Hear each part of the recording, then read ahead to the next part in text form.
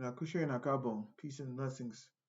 Welcome to the African Ancestral Manuscript Jellyba channel. The Jellyba always appears when the kings and queens, the young people, are about to make the wrong moves. They don't know who they are. They're caught up in a system that vilifies them, makes them perceive that they should be criminals.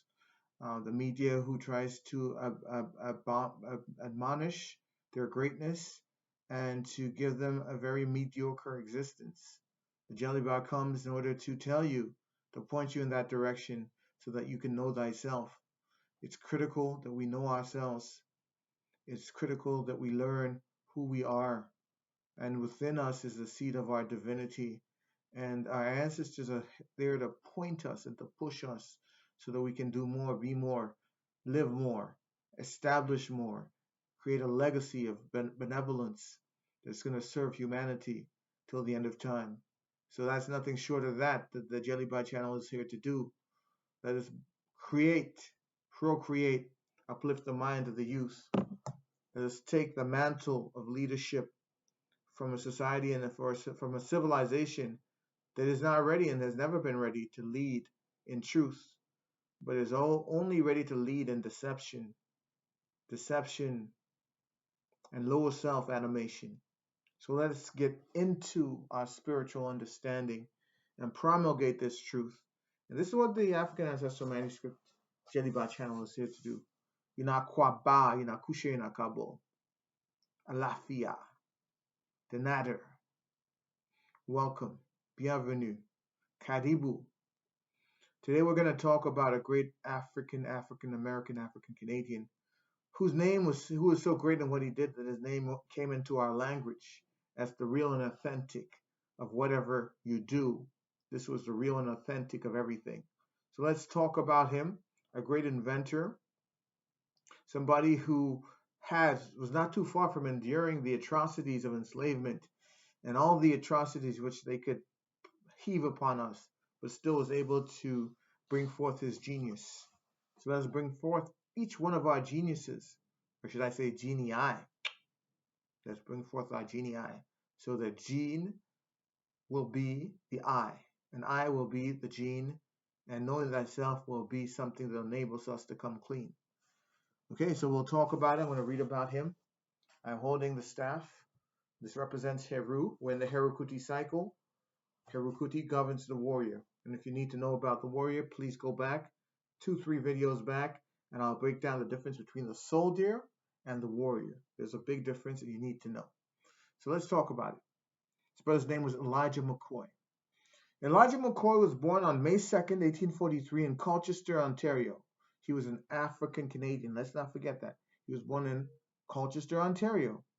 He was the third of 12 children. That's lots of children, lots of children. His parents were self-emancipated African Americans from Kentucky who had escaped via the Underground Railroad. You know, sweet Harriet Tubman coming to carry us to freedom with the North Star, all that wonderful stuff which she was doing. Give thanks to her. When McCoy was a child, his family returned across the border, settling near Ypsilanti, Michigan, where his father worked in the logging industry. That's a hard job, indeed. As a boy, Elijah showed exceptional mechanical abilities.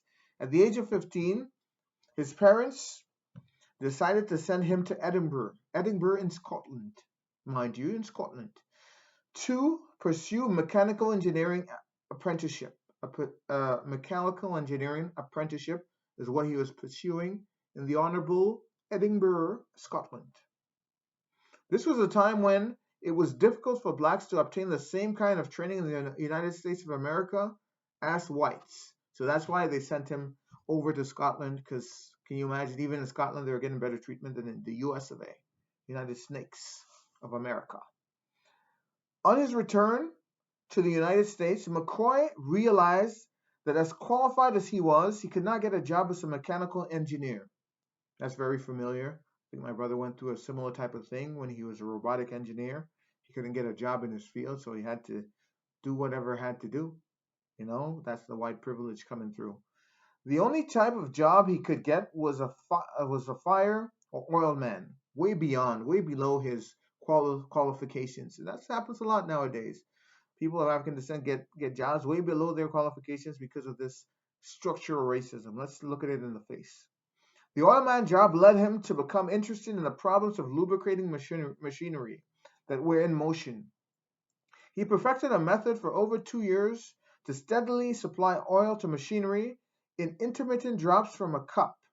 McCoy eliminated the process of shutting down machinery to lubricate them. Little did he know at the time that his name would one day become synonymous with perfection, like when we say the real McCoy. During his lifetime, Elijah McCoy was awarded over 57, number them, 57 different patents. That's great inventions. He was known throughout the world. His inventions were used on engines, trains, locomotives, on Great Lakes steamships, on ocean liners, and on machinery in factories. He patented inventions in France, Austria, Germany, Great Britain, Russia, Canada, and the United States. It's all over the world, buddy. All over the world. The expression "the real McCoy" probably sounds familiar. We heard that before in our lives. You don't want anything if it's not the real McCoy. And this expression became familiar. Machine buyers used to insist on getting the real McCoy. They would not accept anything else but the inventions of McCoy. Hence, they wanted the real McCoy. To this day, McCoy's name is still associated with authenticity because of his inventions. He was definitely a superman, a super onk man. Elijah McCoy became a mechanical consultant to several firms, including Detroit Lubricating Company.